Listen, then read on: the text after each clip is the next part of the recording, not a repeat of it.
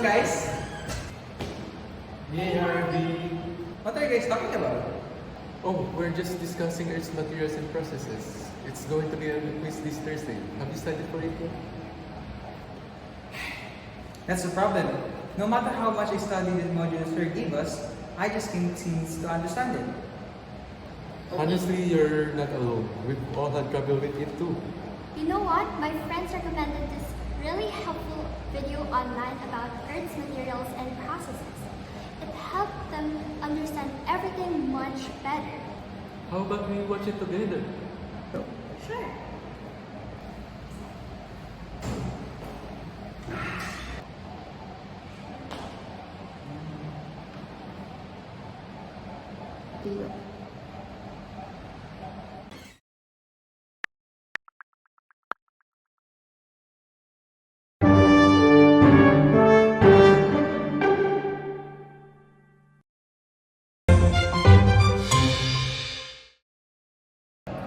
Are you having a hard time learning your lesson in science?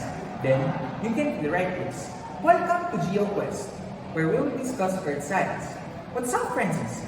Welcome to another exciting day of learning Earth science. Before I dive into today's topic, let me hit you with some cool trivia. Did you know that the Earth's crust contains over 4,000 different minerals, but 30 of them make up 90% of our entire crust? Pretty amazing, right? So, any guesses on today's topic? That's right. It's all about Earth's materials and processes. Before we get into it, let me introduce you to the amazing teachers who will be helping us out today. Come on, please. Let's go. Hi, I'm Marjorie. Hi, I'm Nico. Hi, I'm Miguel. Now that we've met the team, here's a sneak peek at what we'll be covering today.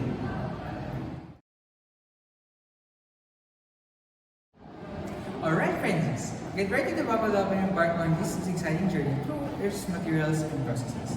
Let's get started! Hi there, Friendzies. I'm Marjorie. And I'm Miguel. We're excited to be your guides on this fascinating journey today. In this adventure, we'll explore how to identify rock-forming minerals using their chemical and physical properties. Plus, we'll uncover the processes behind the formation of sedimentary continuous and metamorphic rocks. So, let's get started and discover the amazing stories hidden in the rocks around us. Friendzies, have you ever found a cool-looking rock and wondered, what is this?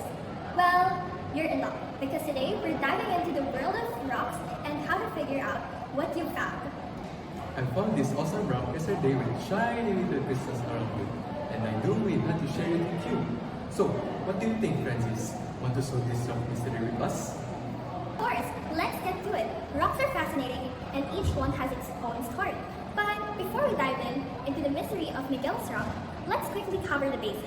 We'll start with identifying rocks using their physical and chemical properties. Let's begin with color. It's often the first thing we notice about rock or mineral, but it can be a bit tricky. Here are two photos of minerals. Can you tell me if they are the same or not? If you said no, you're right. We've got calcite and barite here. They both appear white, but have different chemical composition. On the other hand, rose quartz and amethyst have different colors, but guess what? They're both quartz. So, color? Not always reliable on its own. That's right. That's why we look at the straight. Straight is the color of a mineral in its powdered form, more reliable than just looking at the surface color, like pyrite, which leaves a greenish black state instead of a golden one. So, if you're looking for gold and get the dark state, you might have an impostor. Now, let's talk about luster. Luster describes how a mineral reflects light.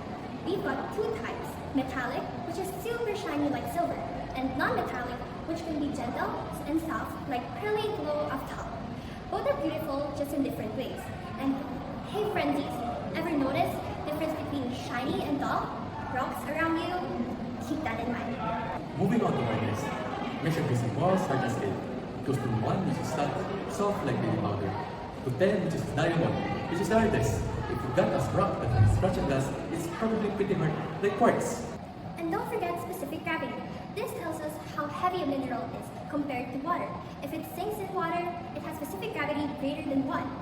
Kind of like asking, is this rock heavy enough to sink in Bikini Bottom? Good Val Marjorie, the second to the last one is crystal form. The crystal form is the unique shape of a mineral base on its atomic arrangement, like quartz hexagonal prisms. As we talk about the internal of mineral, let's hop to the last one, cleavage and fracture. It is how a mineral breaks along specific planes, and fracture is when it breaks irregularly, which creates a rough edges. All these properties help us identify rocks. Now that we've got better understanding of physical properties that help us identify rock, let's take a step further. But that doesn't end there. The chemistry behind the scene plays a huge role in what makes each rock unique. So let's dive into the chemical properties that shape those fascinating formations. First up, melting point. It's the temperature at which mineral melts. Mineral with high melting points can withstand a lot of heat, while others, like chocolate, melts quickly. And then there's solubility. How well a mineral dissolves in water. Like when you put dissolved salt in water, the salt is a spear, but you can still taste it. Some minerals dissolve easily while others don't. So Francis, are you ready to identify Miguel's rock? Hold on, we've got more to explore about how these rocks are formed. With both physical and chemical properties in our toolkit, we're now equipped to dig even deeper. Literally, to truly understand how these rocks come to be, we need to explore how they're formed and start with igneous rocks, which are formed from the clear depths of the earth.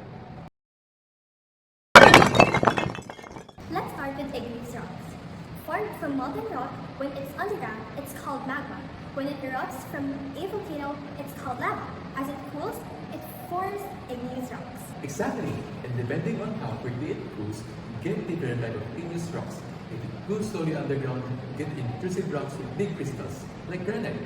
If it cools quickly on the surface, you get extrusive rock with tiny crystals like basalt.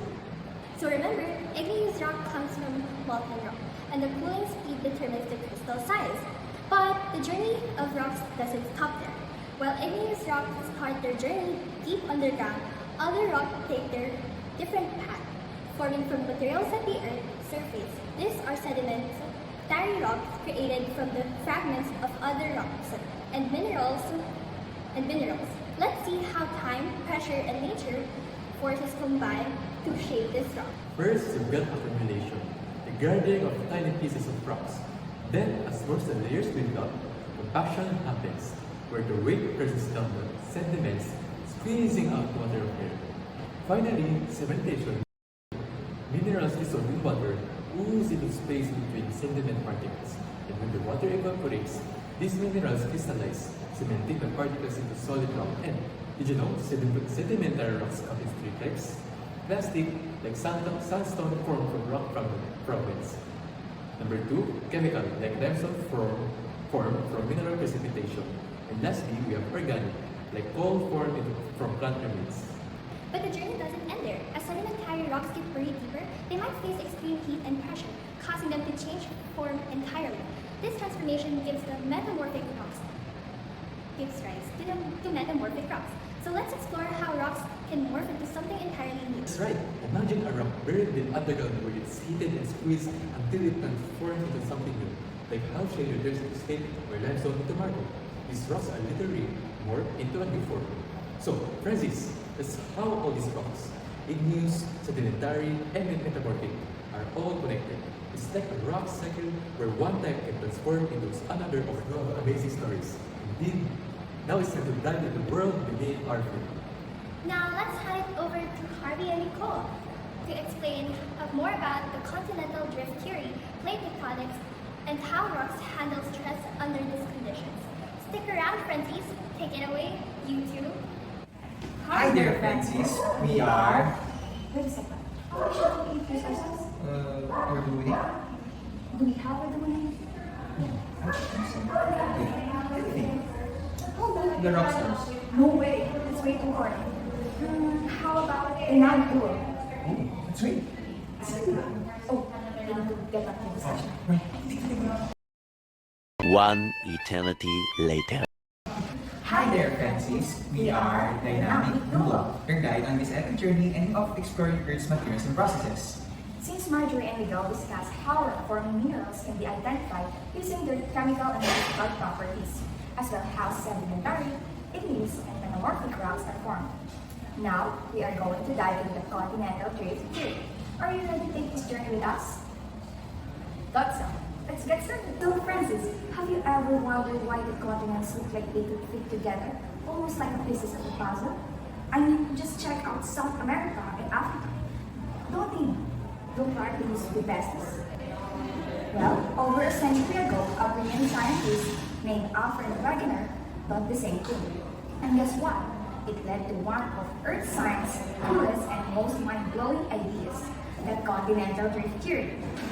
Alfred Wegener first proposed a continental drift theory in 1912. He suggested that all continents were once joined together in a supercontinent called Pangaea, which eventually broke apart and drifted to their current position.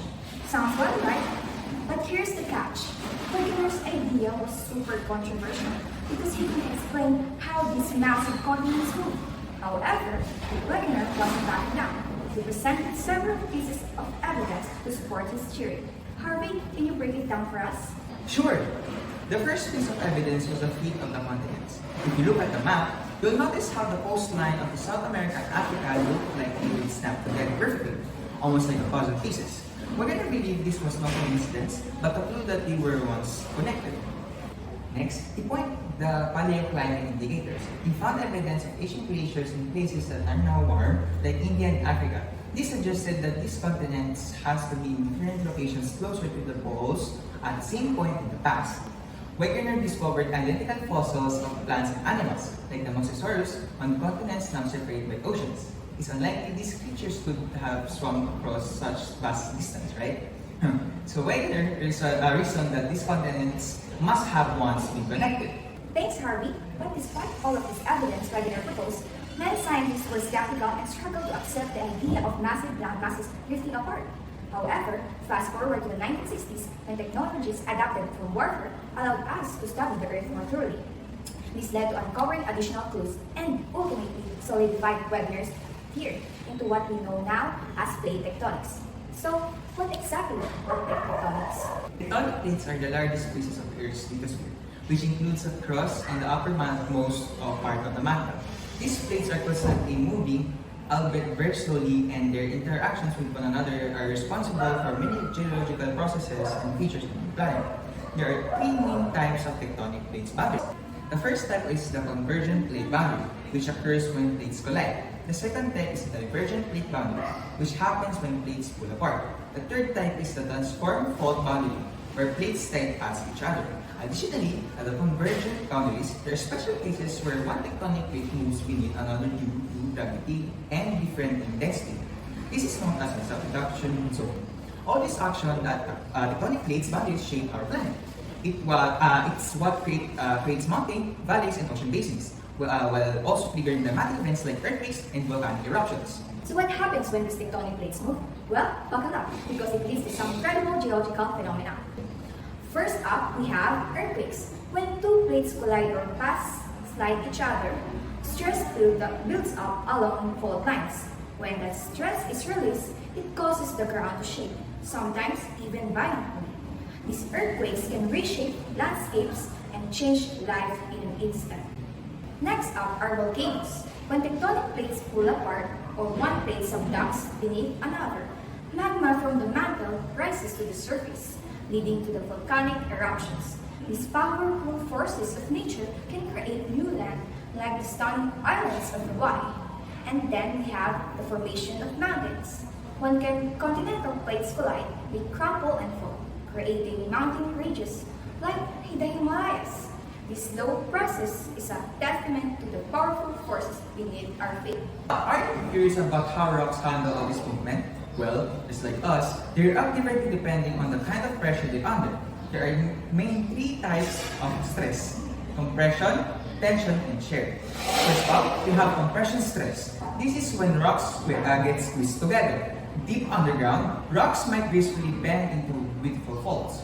But closer to the surface, they're more likely to snap, forming reverse faults. This kind of stress happens mostly on convergent plates boundaries where plates collide. Next is tension stress. This is happening when rocks pull apart, kind of like when you stretch a rubber band until it breaks. Under tension, rocks usually crack, forming what we call number faults. One of the best examples of this is the East African Reef, where the land is being pulled apart as tectonic forces touch the sea. Finally, we have shear stress. This is when rocks slide past each other horizontally. You can imagine it like when two hands rubbing against each other in opposite directions. Shear stress happens at transform bodies, places like California's famous San Andreas Fault.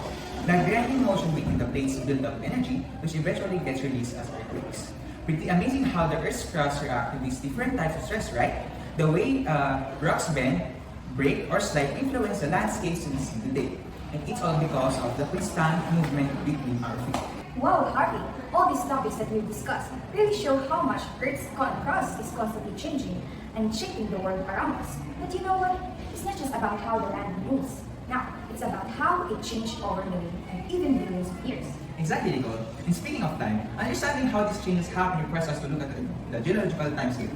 It's like a massive timeline that helps scientists piece together the Earth's history.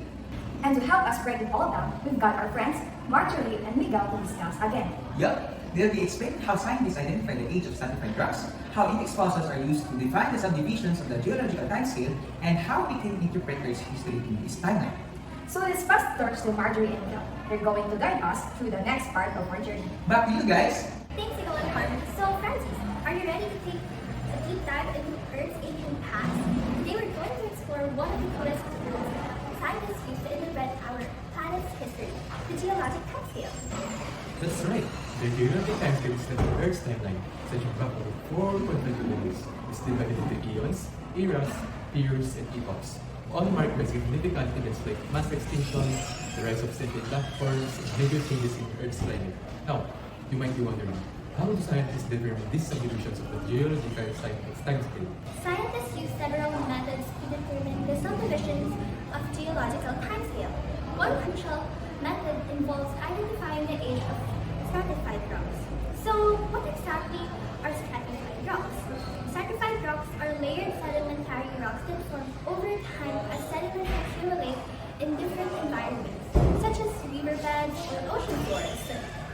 Each layer represents a specific period in Earth's history, with older layers typically found at the bottom and younger layers at the top.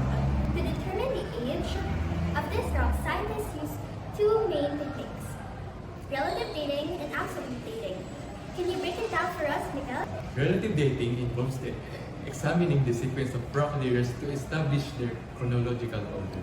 This method doesn't provide exact ages but helps determine whether a rock or fossil is older or younger compared to others. It helps geologists build a timeline of events based on the relative position of the layers. For more precise age, scientists use absolute dating. This technique measures the decay of radioactive isotopes within the minerals of the rocks to calculate their actual age, often spanning millions of billions of years. By combining these methods, scientists can create a detailed picture of Earth's history. Thanks, Miguel. To make things even more accurate, scientists also use index fossils, fossils of species that existed for a relatively short period but were widespread. By identifying these fossils in different rock layers, geologists can match the layers across regions and estimate the age of rocks more precisely. Wow, what an exciting dive into Earth's history! So, remember Friendzies, every rock layer tells a story, and every fossil is a clue to our planet's past. Thank you for joining us, Friendzies. We can't wait to continue this journey of exploration with you. Wow, what an incredible journey we've taken today, Francis. We explored the fascinating world of Earth materials and processes. Thank you for joining us on this epic adventure. Keep your curiosity alive and keep exploring. And remember, Earth's story is still unfolding. And don't forget to Like, Share! And subscribe! bye! bye!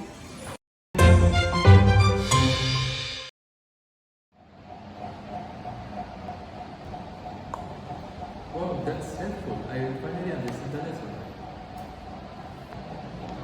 Me too. I think we're going to use our quiz. Wait a second. Do you think we kinda look alike teachers in the video?